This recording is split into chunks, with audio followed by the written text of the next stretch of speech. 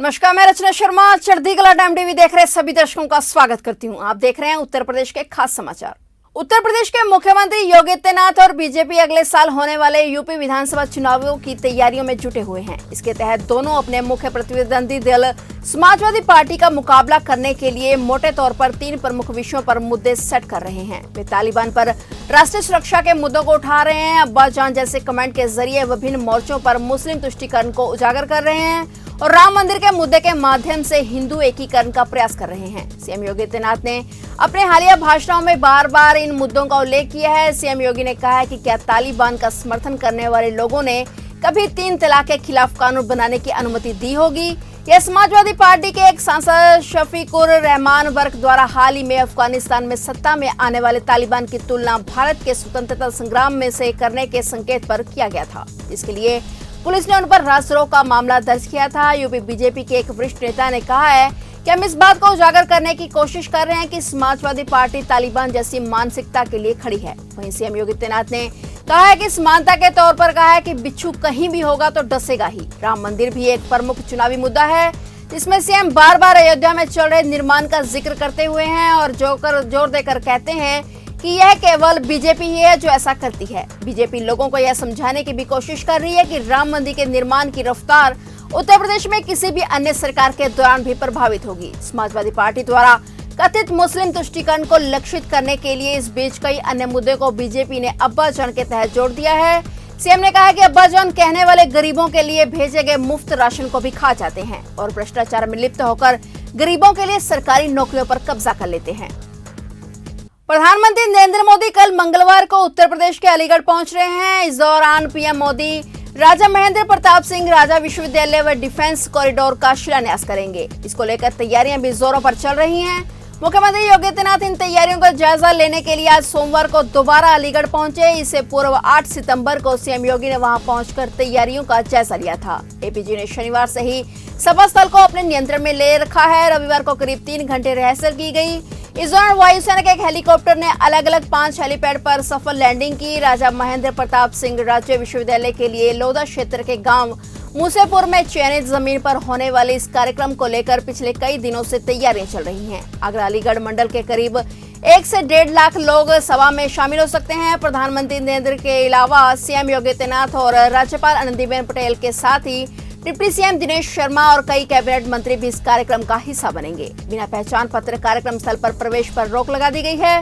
सभा स्थल से 3 किलोमीटर की दायरे वाले सभी गांवों के लाइसेंसी असलाह थाने में जमा करवा दिए गए हैं। 10 किलोमीटर के दायरे को नो ड्रोन फ्लाइंग जोन घोषित किया गया है। इस क्षेत्र में फोर्स तैनात की गई है। कार्यक्रम में शिक्षकों और स्कूल कॉलेज के प्रबंधकों को भी पहुंचने के लिए जोर दिया जा रहा है। प्रधानमंत्री के दौरे को देखते हुए 3 लाख वर्ग मीटर में एक विशाल पंडाल बनाया गया है, जिसमें 1 लाख लोगों के बैठने की व्यवस्था है और साथ ही गर्मी को देखते हुए एसी और 500 पंखों की व्यवस्था भी की गई है। एसपीजी ने पूरे पंडाल को अपने सुरक्षा घेरे में ले लिया है। पूरे शहर को पोस्टर और बैनर से पाट दिया गया है। प्रधानमंत्री के इस दौरे को सफल बनाने के लिए बीजेपी ने पूरी ताकत झोंक दी है। प्रधानमंत्री अपनी जनसभा से किसानों और जाट वोटरों को भी साधने की कोशिश करेंगे। बता दें कि इसी महीने 26 सितंबर को एक बार फिर से प्रधानमंत्री यूपी के दौरे पर रहेंगे। यूपी विधानसभा चुनाव 2022 में इस बार सभी दलों की निगाहें अयोध्या पर ही टिकी हुई हैं। यही वजह है कि सभी अपने सियासी सफर की शुरुआत अयोध्या से ही कर रहे हैं। अब आम आदमी पार्टी की तिरंगा यात्रा भी रामनगरी पहुंच रही है और इसी क्रम में दिल्ली के उप मुख्यमंत्री मनीष सिसोदिया आज 13 सितंबर को अयोध्या पहुंचे हुए हैं। अयोध्या में होने वाली तिरंगा यात्रा के मुख्य अतिथि और दिल्ली के उप मुख्यमंत्री आज 13 तारीख को अयोध्या पहुंच चुके हैं। उनके साथ आप सांसद संजय सिंह भी मौजूद हैं। इस दौरान दोनों नेताओं ने हनुमान जी और रामलला के दर्शन किए। दरअसल आप पार्टी 14 सितंबर यानी कल तिरंगा यात्रा निकालने जा रही है और इसका हिस्सा बनने के लिए डिप्टी सीएम मनीष सिसोदिया और राज्यसभा सांसद संजय सिंह आज 13 तारीख की सुबह ही अयोध्या पहुंच चुके हैं। इस दौरान उन्होंने कार्यकर्ताओं से मुलाकात की और हनुमानगढ़ी और रामलला के दर्शन किए। दिल्ली के उप मुख्यमंत्री ने इस दौरान संत महंतों से मुलाकात भी की। रात को आराम करने के बाद वो 14 तारीख यानी कल तिरंगा यात्रा का हिस्सा बनेंगे। पूर्व केंद्रीय मंत्री सलमान खुर्शीद ने कहा है कि कांग्रेस आगामी उत्तर प्रदेश विधानसभा चुनावों में प्रियंका गांधी के नेतृत्व में चुनाव लड़ेगी। हालांकि अभी तक सीएम उम्मीदवार के लिए अंतिम फैसला नहीं हुआ है। उन्होंने ये भी कहा कि कांग्रेस किसी भी पार्टी के साथ गठबंधन नहीं करेगी। उन्होंने कहा कि पार्टी किसी भी अन्य दल के साथ गठबंधन नहीं करना चाहते और अवैध दृढ़ विश्वास के साथ ही चुनाव लड़ेंगे। पार्टी कार्यकर्ता स्थानीय लोगों की समस्या को जानने के लिए हर विधानसभा क्षेत्र में जाएंगे। उन्होंने कहा कि कांग्रेस यूपी की सभी 403 विधानसभा सीटों पर उम्मीदवार उतारेगी। खुर्शीद ने जोर देकर कहा है कि घोषणा पत्र में आम लोगों की आवाजें शामिल होंगी। कांग्रेस पार्टी द्वारा सीएम के चेहरे के बारे में पूछे जाने पर खुर्शीद ने कहा है कि पार्टी का चेहरा प्रियंका गांधी है। हालांकि उन्होंने यह भी कहा है कि प्रियंका ने अभी तक आधिकारिक तौर पर इसकी घोषणा नहीं की है, इसलिए हम भी ऐसा नहीं कर सकते हैं, लेकिन पार्टी उनके नेतृत्व में ही चुनाव लड़ेगी। उन्होंने कहा कि पार्टी के सदस्य विधानसभा का दौरा कर रहे हैं और लोगों से संपर्क करने और स्थानीय लोगों की समस्याओं को जानने की कोशिश कर रहे हैं। मेरठ में बुखार का प्रकोप बढ़ता ही जा रहा है। जिले में बुखार की स्थिति को देखते हुए स्वास्थ्य विभाग ने कल 12 सितंबर से 10 दिन का विशेष अभियान शुरू किया है। इसके अंतर्गत स्वास्थ्य विभाग की टीम घर घर जाकर सर्वे कर रही है। वह ऐसे लोगों से बात करेगी जिसे बुखार या बुखार संबंधी लक्षण हैं। इनमें बच्चे, महिलाएं और घर के बाहर अन्य बड़े सदस्यों को लेकर भी सर्वे के निर्देश दिए गए हैं। घर घर अभियान के तहत कोई भी घर छूटने न पाए, इस बात का ध्यान रखने को कहा गया है। लक्षण पाए जाने पर ऐसे लोगों का टेस्ट करवाकर इलाज कराया जा रहा है। स्वास्थ्य विभाग की तरफ से तकरीबन 320 टीमें लगाई गई हैं जो शहर व देहात क्षेत्र में ब्लॉक स्तर पर काम करेंगी। गांव में जहां घर घर सर्वे शुरू किया गया है, वहीं शहरी क्षेत्र में वार्ड के हिसाब से टीमें सर्वे कर रही हैं। सीएमओ का कहना है कि जल्द इस सर्वे के लिए टीमें बढ़ाई जाएंगी। सीएमओ अखिलेश मोहन ने कहा है कि बुखार को लेकर स्वास्थ्य विभाग पूरी तरह से अलर्ट हो गया है। डेंगू, मलेरिया व मच्छरों से होने वाली बीमारियों को देखते हुए घर घर सर्वे अभियान शुरू किया गया है। उन्होंने बताया कि 12 सितंबर को 69,049 घरों का सर्वे किया गया, जिनमें 210 लोगों को जांच के लिए अस्पताल भेजा गया है। उत्तर प्रदेश में गैर पारंपरिक खेती को बढ़ावा देने में जुटी योगी सरकार अब ड्रैगन फ्रूट के लिए किसानों को अनुदान देगी। मुख्यमंत्री योगी आदित्यनाथ की पहल पर उद्यान विभाग ने ड्रैगन फ्रूट की खेती करने वाले किसानों को 30,000 रुपए प्रति एकड़ अनुदान देने का फैसला किया है।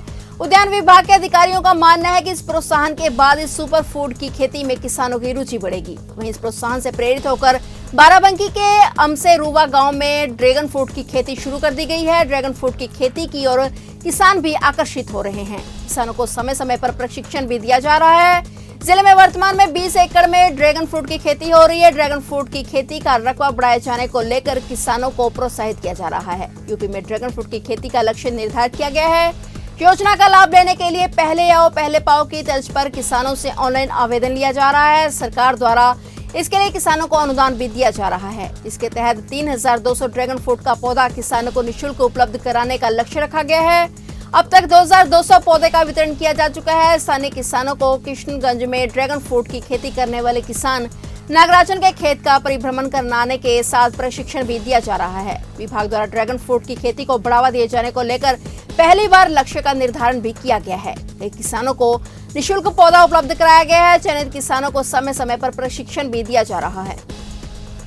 मुख्यमंत्री योगी आदित्यनाथ जल्द ही आम लोगों के साथ साथ स्किल्ड वर्करों को बड़ा तोहफा देने वाले हैं। स्किल्ड वर्करों को सर्विस देने के लिए 1 लाख निःशुल्क टैबलेट दिए जाएंगे और तो आम लोगों को रोजमर्रा की सेवाओं के लिए परेशान नहीं होना पड़ेगा। कौशल विकास मिशन के तहत तैयार किए गए वेब पोर्टल के अलावा ऐप और कॉल सेंटर के माध्यम से लोगों को रोजमर्रा से जुड़ी सेवाएं दी जा रही हैं।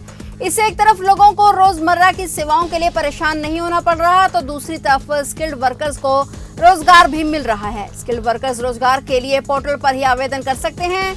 कौशल विकास मिशन की ओर से उन्हें ट्रेनिंग दिलाई जाएगी। कौशल विकास मिशन के निदेशक कुणाल सिल्को ने बताया कि सरकार की ओर से आम लोगों और स्किल्ड वर्कर के लिए बहुत अच्छी सेवा शुरू की गई है। सर्विस बुक करते ही प्रोवाइडर रेट आ जाता है। उन्होंने बताया कि श्रम विभाग की ओर से अधिक स्किल्ड वर्कर्स को रोजगार दिलाने के उद्देश्य से 26 जिलों में मित्र सेवा की शुरुआत की गई है। इसका भी ट्रायल चल रहा है और जल्द ही सभी जिलों में इसे शुरू किया जाएगा। इसके लिए 50 सीटर कॉल सेंटर तैयार किया गया है।